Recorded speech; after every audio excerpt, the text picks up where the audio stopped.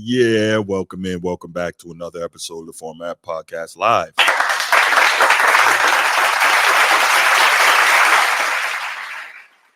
As you can see, I got my main man G here with me. We're gonna rock this show tonight, and we think we got some pretty interesting topics tonight, as you can see by the thumbnail. So hopefully you enjoy those. We'll have some good sports talk like we always do. But before we get started, you know what time it is. If you're here on YouTube and you haven't already, please make sure you go ahead, click that like, that subscribe, that notification bell. Make sure you're kept up to date whenever we drop new content on the channel.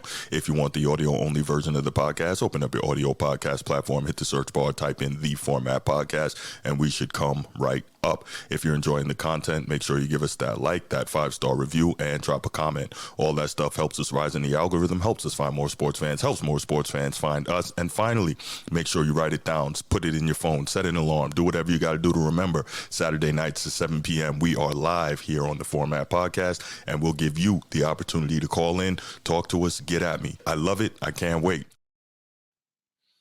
All right. So G, only got one person in the chat right now. So while that's going on, man, we can just talk a little bit before we get started on the topics, and while we wait for hopefully some more people to come in and join the show. But you were saying before we got started? Yeah, Team USA almost lost to Sudan today. I don't know if they were shaving points or what, but they almost lost to a really good team. I mean, yeah, they played really well. Yeah. It's down 15. That's what I like about international ball too. Is like you look at the Greek Freak brother, right? Mm-hmm. He's playing really well in this league.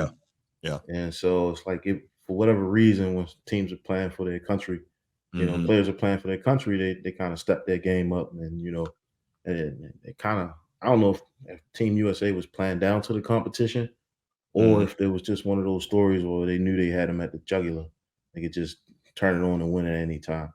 Either way, it was a scare. It definitely was a scare. It shouldn't have been that close, but that's cool. That's what they say. That's why you play the games, right? So it definitely was interesting to see. Is Luol Deng on that? Is he on that staff? I thought I heard his name during the commentary. I don't think so. Yes, they did. What up, man? Down, chilling. Yeah, I don't think so.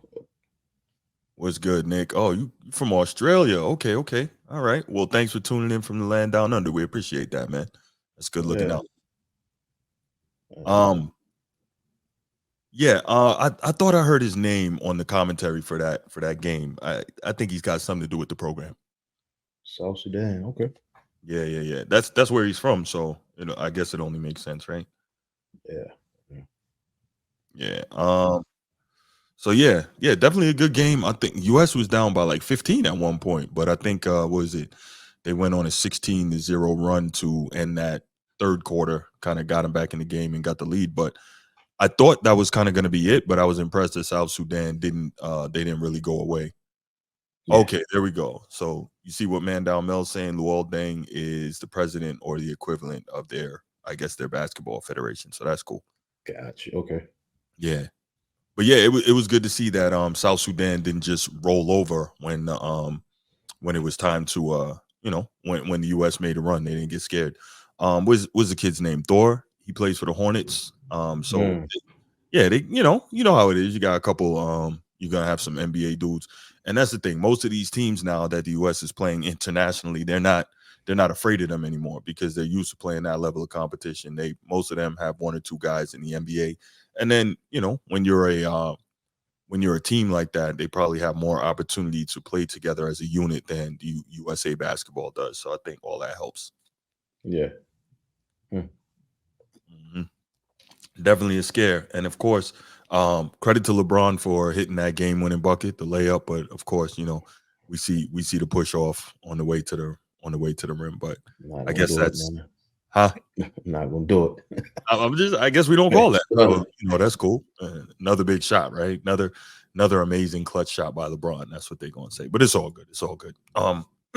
Okay, let's go ahead and move to the second topic. And I thought this was kind of interesting, right? So what happened here is, and we'll talk about it again at the bottom, ESPN released their list of the top what is it? Their top 100 athletes of the 21st century, so year 2000 and beyond. And to me, I thought it was wrong. They put LeBron James at number 4 and Tom Brady at number 5. They have LeBron ahead of Tom Brady. So before I give my thoughts, G, you go ahead. Where are you on this? So LeBron was number 4 and Brady was number 5. Yeah. I look at, we both know, and this is the top athletes, right, of the 21st century. So if we look at Yes. what defines an athlete in that position, like, you know, hmm, LeBron James would be more like a track and field player. You see us jumping, was it 38-inch verticals, 39-inch vertical, something crazy like that. That's Hmm. right. He's a athlete, right, all around. I don't know if um, Brady is running as fast as his 40 is as fast as Right. LeBron, right? It I is don't not. know if he's lifting, the same amount of weight that LeBron is lifting. I It know is he's a not. hell of a quarterback. He's the Mhm. GOAT when it comes to that. But I think for this one, it's not necessarily how many rings you have, right? How many wins you have as an athlete is more so the impact that you have as a physical specimen on a field or basketball Hmm. court. So I think they kind of, I want to say they had it wrong, but at the same time, like, how can you deny it? Like, this LeBron is a generational talent. And like I Yeah. said before, I think he dunked on every other team that he played against Right. at least once in his career. Uh, so yeah, I think they got it right on that one. But that list is, it's subjective, right? You got, Yeah. I think I seen Serena at like number 2, I think, and Phelps at number Let me 1. see. Yeah. Yeah, Yep. so Yep. And we'll get to so that. Yeah. yeah, so I think this was just like it's one of those things where you can just talk about. It's controversial regardless, Mhm. right? Like, Mhm. it just depends on what the definition of an athlete is to these folks that wrote this top 100. Yeah. So that was a great way that you kind of wrap that up. How they define athlete, because I don't think athlete is just about athleticism, right? I would think that it comes with everything that kind of goes into someone who engages in high level athletics, right? So we know obviously that Tom Brady is not nearly the athletic specimen as LeBron James, but we're talking about what he's been able to do in his sport. We're talking about because people love to use the longevity with LeBron, but the good thing is in this particular comparison, Tom Brady's longevity is right there with him. I think Tom Brady played what 22, 23 seasons. LeBron played, he's going into year 22 right now. So, they are comparable on that. But when I look at the way that Brady mastered his craft as an NFL quarterback, I don't think LeBron has mastered his craft the same way as an NBA basketball player. Um, so I say that to say I think Brady is better at being a quarterback than LeBron is at being a basketball player.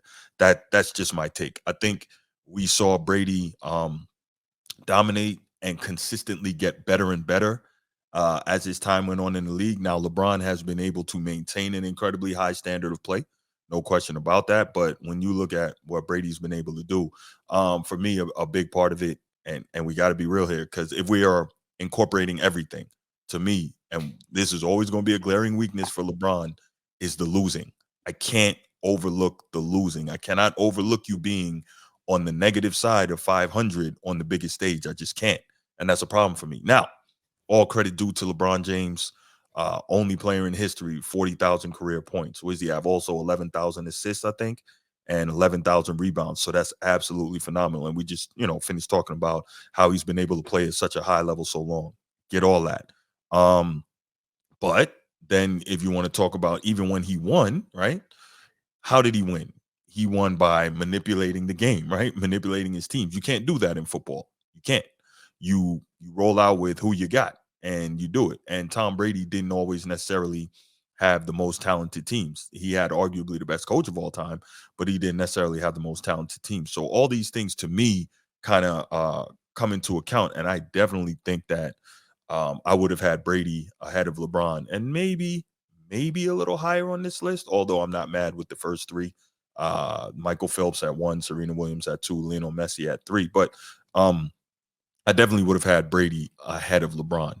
Uh, Yeah, I don't know. I say and Hmm. I'm gonna go with LeBron on this one because he did have to play both sides. Like That's Tom a good Brady never had to defend. He only thing he had to do was just toss the ball down the field, point. make smart plays, make quick decisions. He Hmm. never Hmm. really had to like dissect the offense, right? He never had to do that. So I don't know, and it's a small little notch, but I guess it's just enough just to get him above Brady. But as far as winning is concerned, yeah, he's one of the greatest to ever do it as far as winning in that sport. I would not deny that at all. Right. But So I for me, think about it's my go bad. ahead.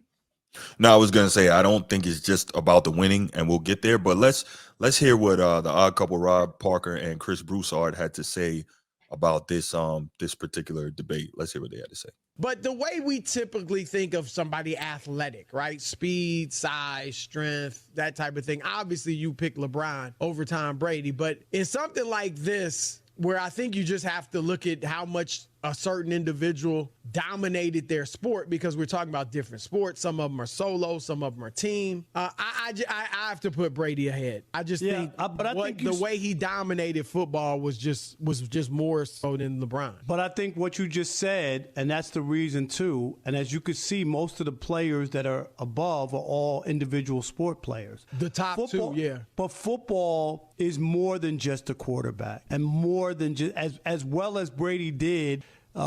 Where LeBron has a bigger impact because there's fewer players, and during his heyday or during his run, he had more impact on the game than Brady. Brady, as well as he played, if the defense didn't do this or the defense did that or didn't, it could affect Brady, whereas I think LeBron had a bigger impact. Not as much now, Chris. We talk about it all the time, the impact on winning, but I think that might be the reason why also LeBron gets a nod, because you're talking about 5 players compared to 22 players. Yeah, I do think a basketball player can have more impact on the game because he plays both sides, offense and defense. There are fewer players. But I would argue, I think the position in football that comes closest to having the impact on the game is quarterback.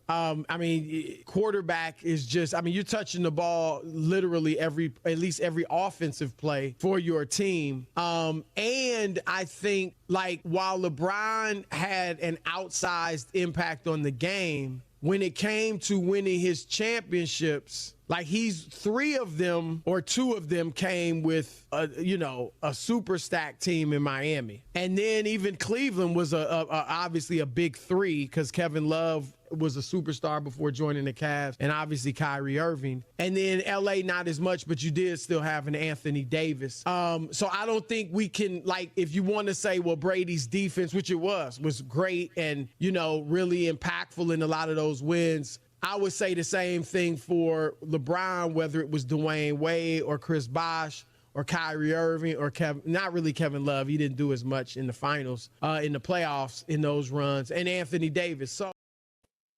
So definitely some good points there on both sides. Can't really disagree too tough. What did you think about those? Because one thing really stood out to me. Well, just go back to what I was saying before. I mean, like Chris was talking about how as a quarterback, he's the most important piece on the field. But then Hmm. I was thinking like he did have Belichick there as well. Hmm.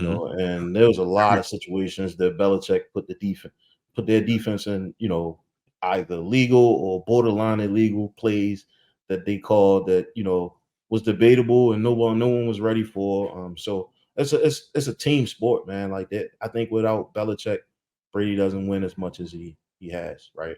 But I look at LeBron, like if LeBron had like a coach like a Phil Jackson right under his wing, he'll have way more rings. But because he get everyone fired, right? What he got is what he got. Like this is it. And so it's like 2 sides of the coin. Like one, you have one player that has, and I'm just looking at it from the coaching perspective. You had one player who had, pretty much a coach in almost in his entire career, and they had a system. And then you have the other player was the polar opposite, who, he had a bunch of 1 year, 2 year coaches under him. Like they didn't last long. One won a lot in the system, and then the other one just, he's 4 for 10. Yeah, 4 for 10, but Yeah, 4 out of 10. Yep. yeah, but not to get away from that. Like I think you could have it 4A and 4B. You know what I mean? But they didn't do that. They just said 5. Yeah. No, I hear you. So let me push back a little bit on your argument. So I do get that LeBron had to play both sides of the ball and all that. Cool. And Brady didn't have to play defense, and he had Belichick, who I do believe is the greatest coach of all time, the greatest head coach. But for those who want to argue that, Belichick is he's sub 500 in his career as a head coach without Tom Brady. So there's something to be said for that. So even if we say that Belichick put the defenses in great position to have success for Tom Brady, to let Tom Brady do what he's got to do, well, clearly we see that Brady is the difference maker, right? And that's no slight on Belichick. That's no disrespect, because he is a genius, one of the best defensive coaches of all time, and one of the best, if not the best, head coach of all time. But at the end of the day, without Brady, he hasn't been able to get it done on any sort of high level. And so to me, that's the differentiator, right? And so that's why I have Brady ahead of LeBron James. Now, this I thought was interesting. So again, let's be clear. LeBron has had a phenomenal career. He's got a number of records in the NBA record book. He's still playing at an extremely high level, even though he's he's in going into year 22, right? We saw him finish off the game today with a quick move to the basket. Cool. Now, with that said, let's just take a look at some of what Brady has been able to do in his career. At the end of it all, Brady has the most total wins of all time. He has the most playoff wins of all time and more than twice the amount of the next closest player. He has the most playoff touchdowns of all time. He has the most playoff passing yards of all time. He has the most Pro Bowls of all time. Played in a Super Bowl in 50% of his full starting seasons. That means he was more likely to make a Super Bowl than Michael Jordan was to make a shot. In those seasons, he made the conference championship game 14 times. That means there's a greater chance that Tom Brady would make the conference championship than any quarterback in history has of completing a pass. He has won more playoff games than 13 other franchises have even appeared in. If the divisional round were a season, then Brady would have gone 14-3 in that season. He has more than 1,800 yards in Super Bowl history than the next closest player. He has 10 more Super Bowl touchdowns than the next closest. No other quarterback played in the Super Bowl after the age of 40. Brady played in 3. At the time of his retirement, he played in 18% of all Super Bowls in history. With 86 postseason touchdowns, he has nearly twice as much as the next closest at 45. He has the most NFL starts of all time at 316, and a 12-4 season would lower his career winning percentage. He finished his career having gone at least 500 against every team in the league. He has the most wins against a single opponent with a 33-3 record against the Bills. He has the second most receiving yards of all time after turning 40. And yes, I said receiving. So, I mean, come on, man. Like, I think there's no question Brady should be ahead of LeBron. That is absurd what you just heard. No way. Oh, come on. Nah. He's the most accurate quarterback considering what I just heard. But I don't think he's the supreme athlete because one, I mean, I look at when I say athlete, I think of somebody who can do it all on the football field. That's what I see. LeBron can do it all on the basketball court. I mean, he can shoot the three, grab rebounds, block shots. I mean, I know you don't like to hear this. I mean, he does come up short when it comes to winning, but what would Brady be without Gronk? I think, well, so the problem is he won prior to Gronk. So, yes, Gronk helped a whole lot, no doubt. Gronk is easily, a top 4 tight end of all time, no question. But he won before Gronk, so it's not like we're saying Gronk came along and he started winning. You know what I mean? So there's that.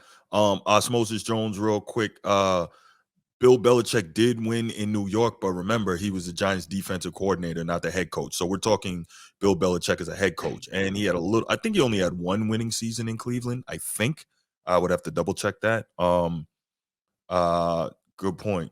Brady almost won 4 Super Bowls in 5 years. His defense let him down. Man, I just don't think, based on what Brady has been able to do, and as you mentioned, I think a lot of that is how you define an athlete, right? Yeah. But here's the deal. We know that Brady was not a superior quote unquote athlete, right? But look at how he still managed to dominate. Like that should actually be another feather in his cap, right? That's like it's not quite the same, but how we look at Larry Bird, right?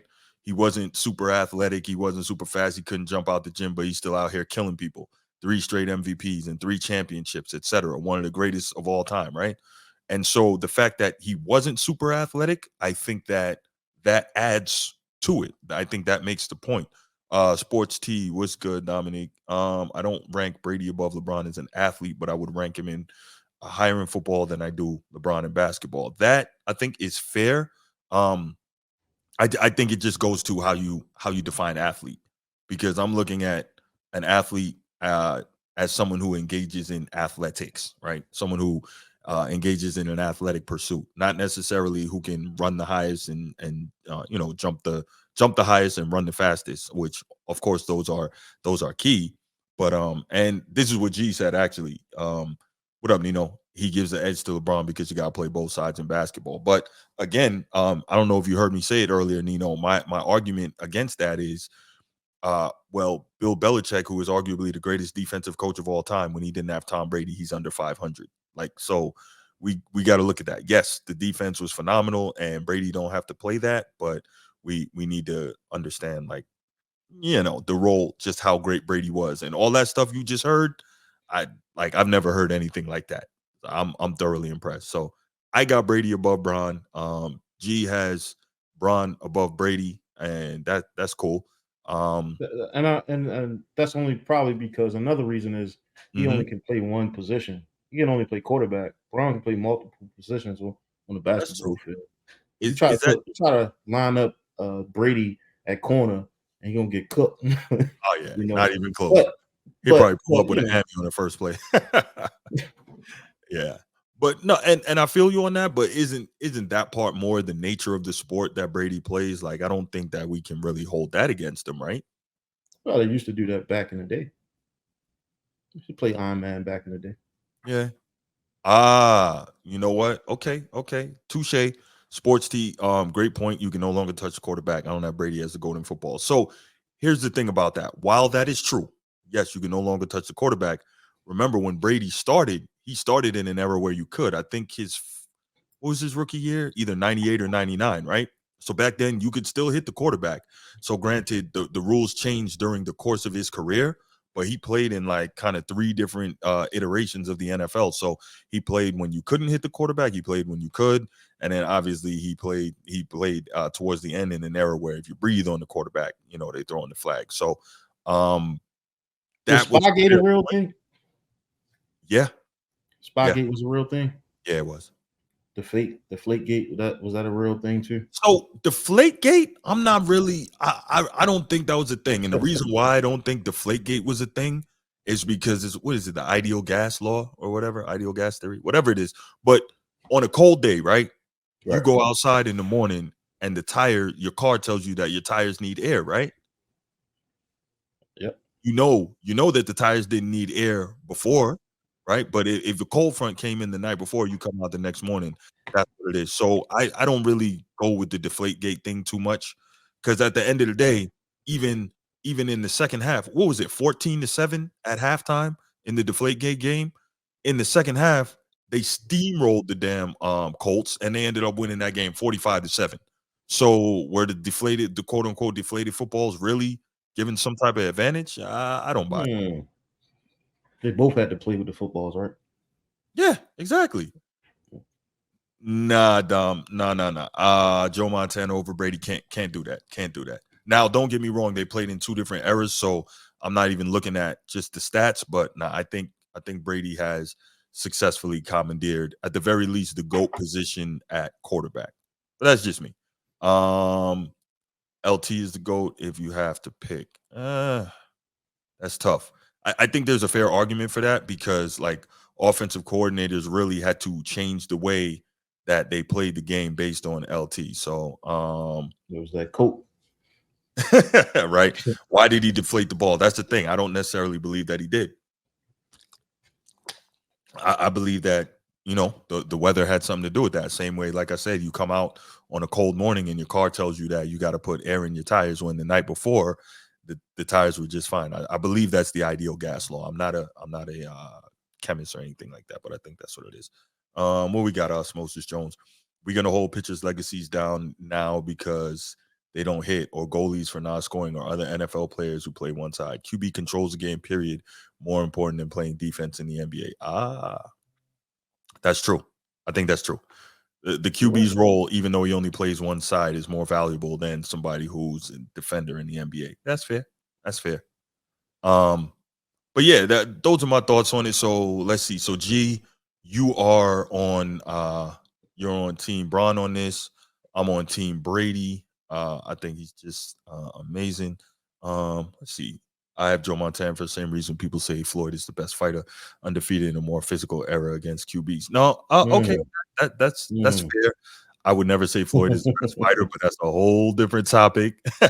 But yeah. Yeah, no, that's fair. I'll give you that. I think it's a fair argument, but I can't. Brady's level of dominance was just ridiculous. All right, so let's do this. We got a few more people in here.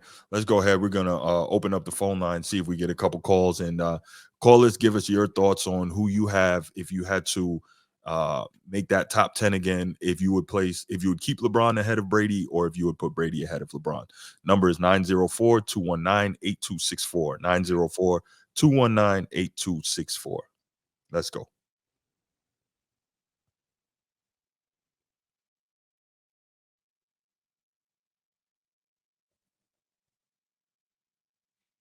Yeah, that's that was interesting. What we got? I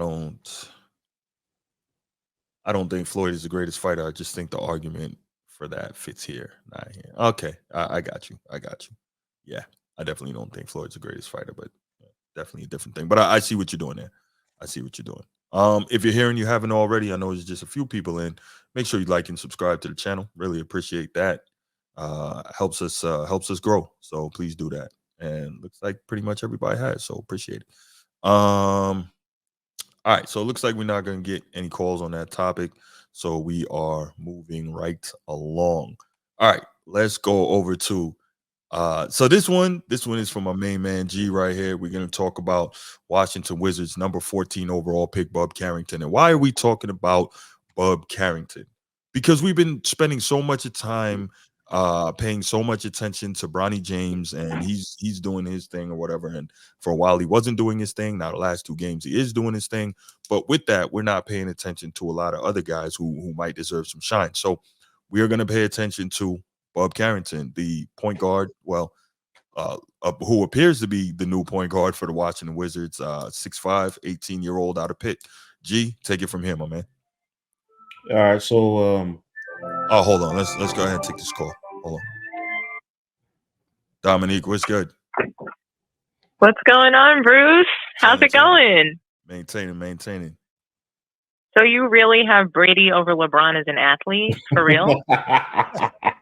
so again, it's how you, for real. That's how you define it. It's, for me, it's about how you define athlete, right? So how do you define it? Let's talk about your criteria. I'm just curious. So for me, it's pretty simple. It's someone who engages in athletic competition, right? So I'm not saying that he is more athletic than LeBron James, but someone who engages in athletic competition. And Tom Brady was dominant in one of the most difficult sports for 22 years. You know, he had 3 different Hall of Fame careers. So when you put in everything he's been able to do, when you put in the winning, when you put in the stats, I think, yes, I do have Tom Brady ahead of LeBron. But don't some people have Aaron Rodgers over Tom Brady, currently? I think that's ridiculous. I mean, I find that to be ridiculous. So, I think that Tom Brady is the greatest in this era. Mm-hmm. But, it's hard for me to say that he's a better athlete than LeBron when I feel like, yes, Tom Brady won more, but is it the winning for you? Is that the criteria? So is it because he won more? Because LeBron has, to me, more stats. Well, so that's the thing. Like Brady actually, you might have missed it when we did a rundown. He actually has more. Brady is more statistically dominant in his sport than LeBron James was. He's got like every major quarterback winning stat. He's not the quarterback winning stat, quarterback production But I'm just stat. saying in his position though, as quarterback. Mm-hmm. So that's the thing. Like, I feel like I also think that he's ranked higher than Brady probably because he paid for that. Hey, no matter what you do, get me above Brady on this list. That's I'm funny. certain it's an ESPN list, right? It is. Yeah, it is. Right? It is, right? It is. Yes, it is. Yeah. So if it's an ESPN list, LeBron paid to be at the top of the list. I'm surprised he couldn't get the number one spot. That was really shocking to me. Yeah. It's a good list. Honestly, I have higher regard for Brady than LeBron, but I just don't think that quarterbacks are athletic.